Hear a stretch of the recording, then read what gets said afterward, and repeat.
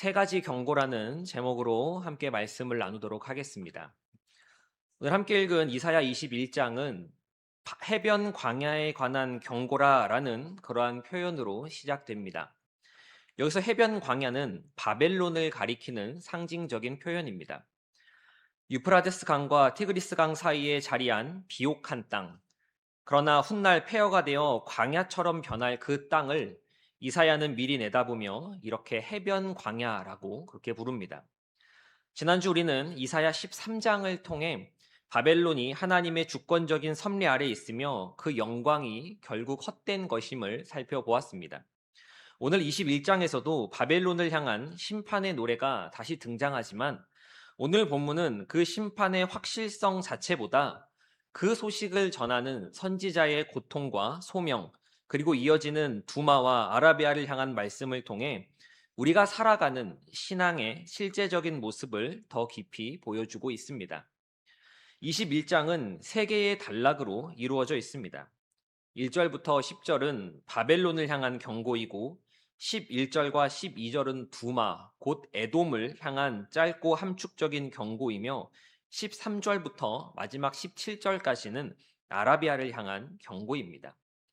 세 단락 모두 길지 않지만 그 안에는 말씀을 맡은 자의 무게, 이미와 아직 사이를 살아가는 믿음, 그리고 위기 가운데에서도 잊지 말아야 할 긍휼이 담겨 있습니다. 이 본문의 말씀을 단락별로 나누어 보면서 그 안에 담긴 의미를 함께 나누어 보도록 하겠습니다. 먼저 첫 번째로 바벨론을 향한 경고를 보겠습니다. 이 안에는 말씀의 무게를 짊어지고 있는 파수꾼의 모습을 볼 수 있습니다. 1절 말씀입니다. 해변 광야에 관한 경고라. 적병이 광야에서 두려운 땅에서 내게 회오리 바람같이 몰려왔도다. 이어서 2절은 이렇게 말씀합니다. 혹독한 묵시가 내게 보였도다. 속이는 자는 속이고 약탈하는 자는 약탈하도다. 엘람이여 올라가고 메대여 에워싸라. 그의 모든 탄식을 내가 그치게 하였노라 하시도다. 여기서 하나님은 바벨론을 멸망시킬 도구로 엘람과 메대를 지명하십니다. 그런데 오늘 본문에서 무엇보다 눈여겨 보아야 할 것은 그 심판의 소식을 받아 전하는 선지자 자신의 반응입니다. 3절과 4절 말씀을 우리 함께 읽어보도록 하겠습니다. 시작. 이러므로 이러므로 나의 나의 요통이 요통이 심하여 심하여 해산이 임박한 여인의 여인의 고통 고통 같은 같은 고통이 고통이 나를 나를 엄습하였으므로 엄습하였으므로 내가 내가 괴로워서 괴로워서 듣지 듣지 못하며 못하며 놀라서 놀라서 보지 보지 못하도다. 못하도다. 내 내 마음이 마음이 어지럽고 어지럽고 두려움이 어지러움이 나를 나를 놀라게 놀라게 하며 하며 희망의 희망의 서광이 서광이 변하여 변하여 내게 내게 떨림이 떨림이 되도다. 되도다. 이사야는 지금 심판의 대상인 바벨론의 백성이 아닙니다. 그는 하나님의 백성을 압제할 원수 나라가 무너진다라는 소식을 전하는 선지자입니다. 그런데도 그 계시를 받는 순간, 바벨론이 멸망할 것이라는 이 계시를 받는 순간 그의 몸은 해산하는 여인처럼 고통스러워하고 그의 마음은 놀라움과 두려움으로 떨립니다. 왜 그렇습니까? 하나님의 말씀을 대언하는 자리는 결코 감정 없이 정보만을 전달하는 자리가 아니기 때문입니다. 심판의 무게, 한 나라가 무너지고 수많은 사람의 생명이 쓰러지는 그 참혹함을 하나님은 선지자의 몸과 마음으로 먼저 통과시키십니다. 예레미야도 자신이 받은 말씀 앞에서 내 마음이 상하며 내 모든 뼈가 떨리며 내가 취한 사람 같으며 포도주에 잡힌 사람 같으니 이는 여호와와 그 거룩한 말씀 때문이라라고 그렇게 고백했던 것처럼 참된 대언자는 말씀을 냉정하게 전달하는 스피커가 아니라 그 말씀의 무게를 자기 존재로 먼저 짊어지는 사람입니다. 이어지는 5절의 말씀은 이 긴박한 상황 속에서 바벨론 왕 벨사살의 궁정이 얼마나 무감각했는지를 보여줍니다. 그들이 식탁을 베풀고 파수꾼을 세우고 먹고 마시도다 라고 그렇게 성경은 기록합니다. 심판이 문 앞에 이르렀는데도, 멸망이 코앞에 이르렀는데도 궁정은 잔치를 벌이고 있었습니다. 이는 다니엘서 5장에서 실제로 벨사살이 잔치를 벌이던 그 밤 메대와 바사 군대가 침투하고 있었던 역사적 사실과 정확하게 일치합니다. 세상은 무감각하게 잔치를 벌이고 있지만 하나님의 사람은 깨어 그 시대의 심각성을 느끼고 아파해야 합니다. 이어 6절은 6절부터 9절은 이사야가 파수꾼을 세우는 장면을 보여줍니다. 주께서 내게 이르시되 가서 파수꾼을 세우고 그가 보는 것을 보고하게 하되, 파수꾼은 밤낮으로 자기 처소에 서서 사자처럼 외치며 끊임없이 살핍니다. 그리고 마침내 그가 외칩니다. 함락되었도다 함락되었도다 바벨론이요, 그들이 조각한 신상들이 다 부서져 땅에 떨어졌도다. 이 파수꾼의 모습은 에스겔 33장에서 하나님의 에스겔을 이스라엘 족속의 파수꾼으로 세우시며 주신 말씀과 정확하게 맞닿아 있습니다. 파수꾼은 자기가 보고 있는 것, 자기가 본 것을 그대로 보고할 책임이 있으며 그 경고를 전하지 않으면 그 핏값은 파수꾼이 담당해야 합니다. 이 파수꾼의 모습은 단지 이사야 개인의 소명만이 아니라 하나님의 백성이 세상 가운데 어떻게 서 있어야 하는지를 보여주는 하나의 그림이기도 합니다. 파수꾼은 자기 처소를 떠나지 않고 졸지 않고 정한 자리에 서서 끝까지 버팁니다. 오늘 우리가 이 밤 기도의 자리에 나온 것도 바로 그 파수꾼의 자리에 서는 일입니다. 세상이 어떻게 흘러가는지, 하나님의 나라가 어떻게 세워져 가는지를 졸지 않고 살피며 그 무게를 함께 지고 깨어 기도하는 것, 그것이 우리에게 맡겨진 파수꾼의 자리입니다. 10절은 이렇게 마무리합니다. 내가 짓밟은 너여, 내가 타작한 너여, 내가 이스라엘의 하나님 만군의 여호와께 들은 대로 너희에게 전하였노라. 여기서 너는 바벨론이 아니라 오랜 세월 마치 타작마당에서 곡식이 밟히고 두들겨 맞듯 시달려온 하나님의 백성들, 이스라엘 백성들을 가리킵니다. 원수 나라가 무너진다라는 이 심판의 소식은 결국 고통받는 하나님의 백성들을 향하여 위로의 말씀으로 전해지는 것입니다. 그리고 이사야는 자신이 들은 이 말씀을 조금 더 감하거나 가하지 않고 들은 그대로 전하였습니다. 파수꾼의 사명은 여기서 완성됩니다. 보고 들은 것을 있는 그대로 두려움 없이 그러나 사랑으로 전하는 것입니다. 우리 각자의 삶에도 이런 파수꾼의 자리가 필요합니다. 가정을 위해 깨어 기도하는 부모, 교회 공동체를 위해 깨어 중보하는 성도, 이 나라와 민족을 위해 또 열방을 위해 무릎 꿇는 이들이 바로 오늘날의 파수꾼입니다. 그러나 파수꾼의 자리는 결코 화려하지 않습니다. 아무도 알아주지 않는 밤 홀로 깨어 있어야 하는 자리입니다. 그러나 그 자리를 지키는 자를 통해 하나님은 당신의 백성들에게 필요한 소식을 전하시고 위로를 베푸시며 다음 세대를 지켜가십니다. 오늘 이 기도회에 나온 우리 자신이 바로 그 파수꾼의 부르심에 응답하는 자리에 서 있다는 것을 기억하시는 저와 성도님들이 되시기를 간절히 소망합니다. 다음 두 번째로 두마에 관한 경고를 보도록 하겠습니다. 여기에는 아침과 밤 사이 이미와 아직을 살아가는 믿음을 생각해 볼 수 있습니다. 11절과 12절의 말씀입니다. 두마에 관한 경고라. 사람이 세일에서 나를 부르되 파수꾼이여 밤이 어떻게 되었느냐, 파수꾼이여 밤이 어떻게 되었느냐. 파수꾼이 이르되 아침이 오나니 밤도 오리라. 내가 물으려거든 물으라. 너희는 돌아올지니라 하더라. 여기서 말하는 두마는 에돔의 또 다른 이름입니다. 에돔은 이스라엘의 형제 나라이면서도 오랜 세월 이스라엘과 크고 작은 갈등을 겪어온 나라였습니다. 그런 에돔의 땅 세일에서 누군가 파수꾼을 향해 밤이 어떻게 되었느냐, 밤이 어떻게 되었느냐라고 그렇게 묻습니다. 두 번 반복되는 이 질문에는 절박함이 담겨 있습니다. 언제 이 고통의 밤이, 이 어려움의 밤이, 이 시련의 밤이 좀 끝나는가라고 그렇게 묻는 것입니다. 세일 사람들은 아수르의 위협에 직면해 있는 어두운 밤을 벗어나기를 바라며 질문했습니다. 그런데 파수꾼의 대답은 시원한 대답, 그들이 원하고 듣고 싶었던 대답이 아니었습니다. 아침이 오나니 밤도 오리라. 밤이 벗어나 아침이 온다 할지라도 곧바로 밤이 또다시 찾아온다라고 하는 것을 파수꾼은 전하여 줍니다. 이는 에돔 지역이 아수르의 공격을 당하여 고통을 겪었으며 또한 잠시 그 고통에서 벗어나게 되지만 후에 또다시 바벨론의 침략을 당할 것이라는, 또다시 밤의 시간이 찾아올 것이라는 그러한 표현이었습니다. 아침이 오지만 밤도 옵니다. 이것은 결코 애매하거나 무성의한 대답이 아닙니다.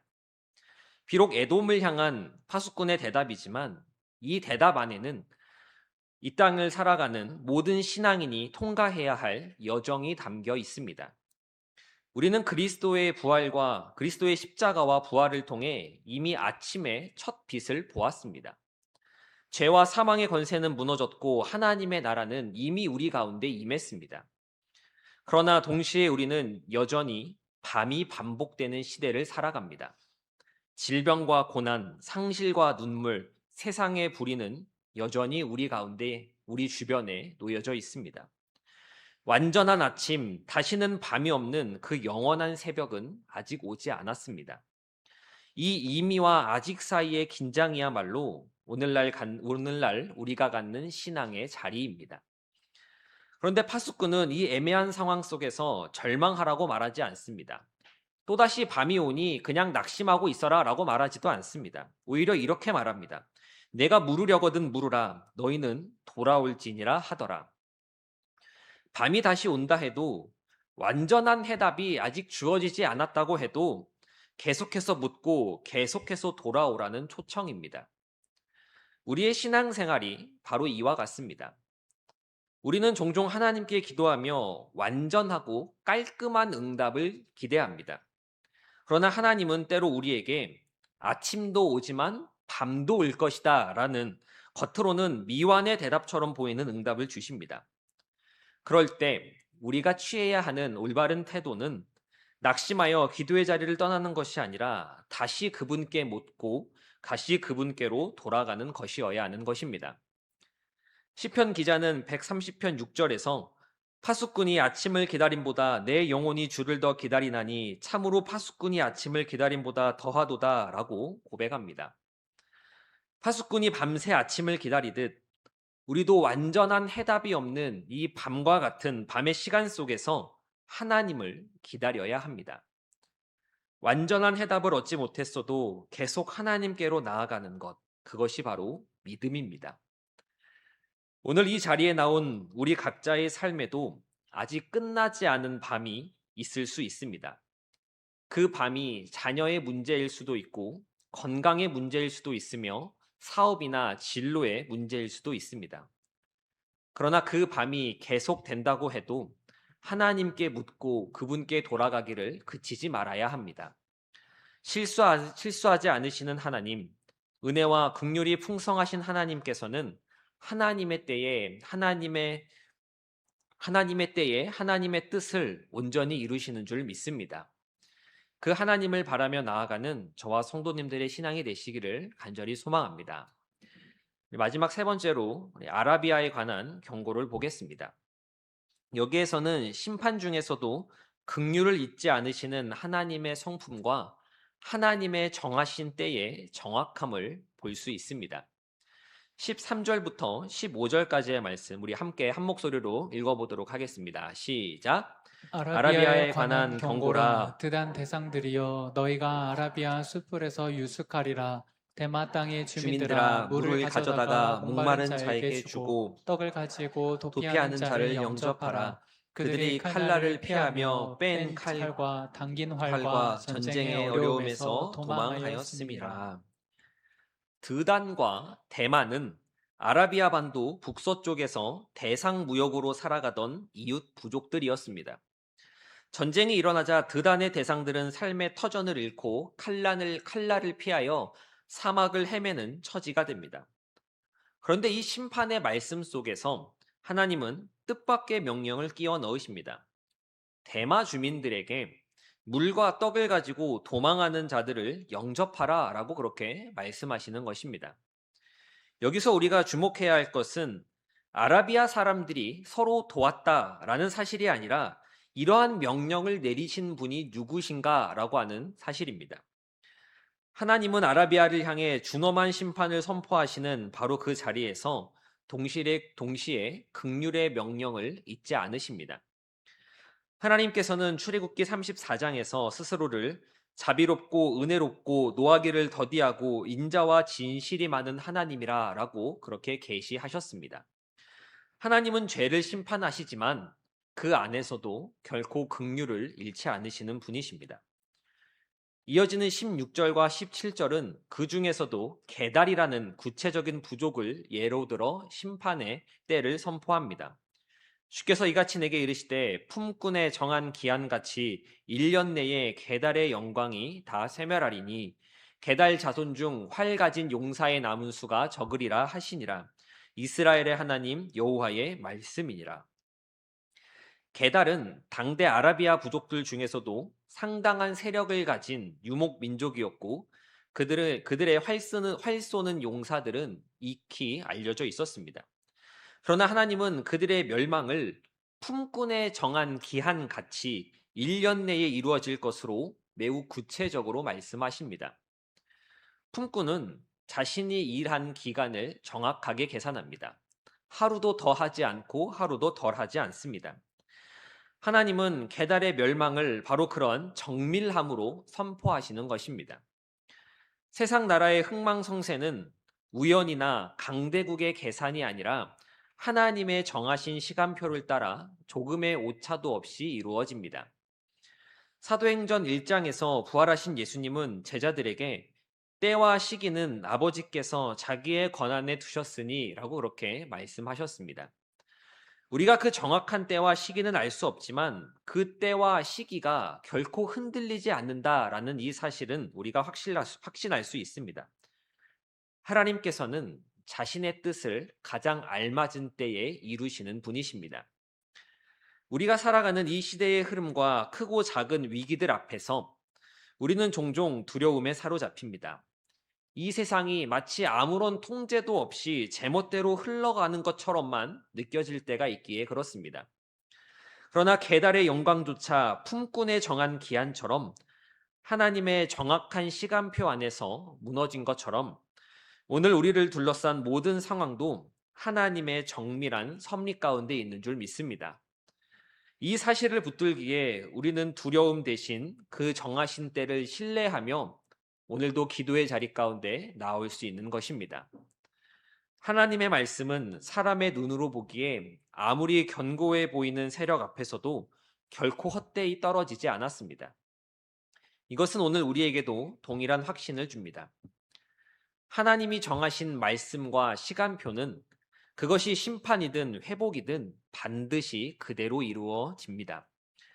긍휼하신 하나님을 믿음의 눈으로 바라며 하나님의 때를 신뢰하며 기다릴 수 있는 저와 성도님들의 신앙이 되시기를 간절히 소망합니다.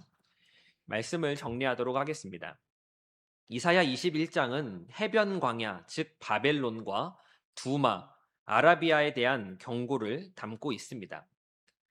우리와는 관계없는 그러한 말씀들처럼 나와는 별로 상관없는 그러한 말씀처럼 보일 수 있지만 이 안에는 오늘날 우리를 향한 진리의 가르침들이 녹아져 있습니다. 바벨론에 대한 경고를 통해서는 말씀의 무게를 짊어지는 파수꾼의 모습을 볼 수 있었고 두마에 대한 경고를 통해서는 아침과 밤 사이, 이미와 아직 사이의 긴장 속에서 살아가는 우리의 믿음을 생각해 볼 수 있었으며 아라비아에 대한 경고를 통해서는 긍휼하신 하나님의 성품과 하나님의 때의 정확함을 확인할 수 있었습니다.